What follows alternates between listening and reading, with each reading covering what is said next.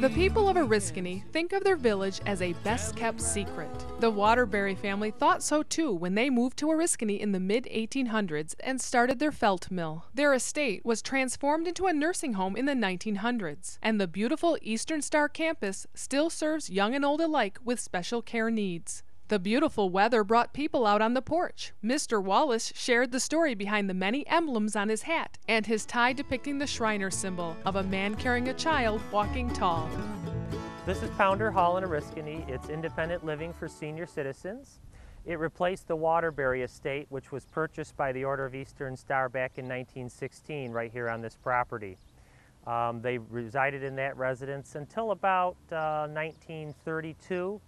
And at that point they built Pounder Hall. It was a brick structure here and more conducive to senior housing. Our annual Pilgrimage Days, it's a large event which takes place on the fourth Saturday of July. We usually get a few thousand people here on the campus. There's 40 tents. They have food and crafts and games. It's a large fundraiser, but it's also a big community event where people gather to kind of get together and celebrate the summer and enjoy the grounds of the campus.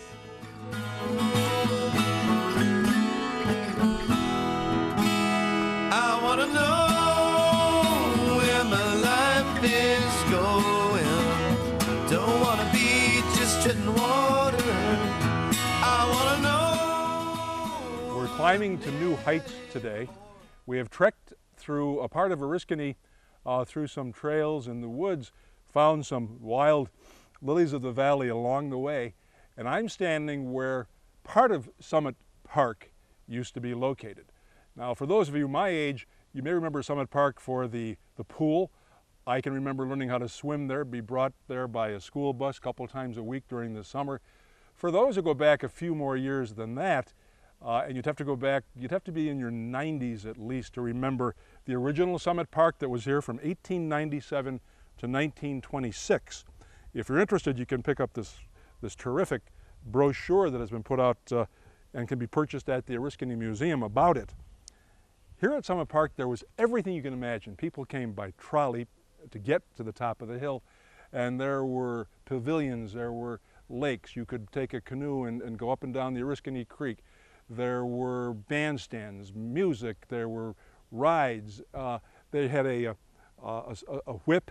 They had, according to this, a merry-go-round, and they had one of the shakiest, scariest roller coasters around. It was wooden, and it was perched on the hill, so when you came down, you felt like you were going right over the hill into the Oriskany Valley. An amazing place that now lives only in memory, but well worth picking up this booklet to find out more about it. It is just such a step back into the past.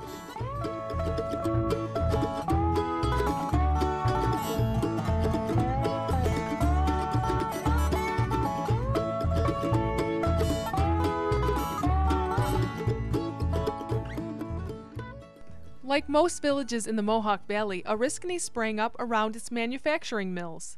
One of Oriskany's oldest landmarks is Waterbury Felt Company, which has operated at its current Route 69 location since 1869. The plant employs just under 30 workers who make needle punch fabrics used in papermaking. At the turn of the century and up until the 1950s, this mill employed around 300 people. Taking a tour of this factory is truly like going back in time. To see what we can see, traveling round the Mohawk Valley. Let's see what we can see. We all know that the Battle of Oriskany is a part of our history here in the Mohawk Valley, but manufacturing is also a very important part of our history. It goes back, in this case, with the Waterbury Felt Company, all the way back to 1846. I took a tour today, and I'm telling you, if you can call, by the way, and arrange for one. If you can do it, be sure to do it. Because what I'm holding in my hand here, this becomes what Ginny is holding here, felt. And were it not for this felt, there wouldn't be newspapers, because this felt is used to take the water out in the paper-making process. And the history of the Waterbury Felt Company wouldn't be history without people like Ginny, who tells me she's worked here for 47 years.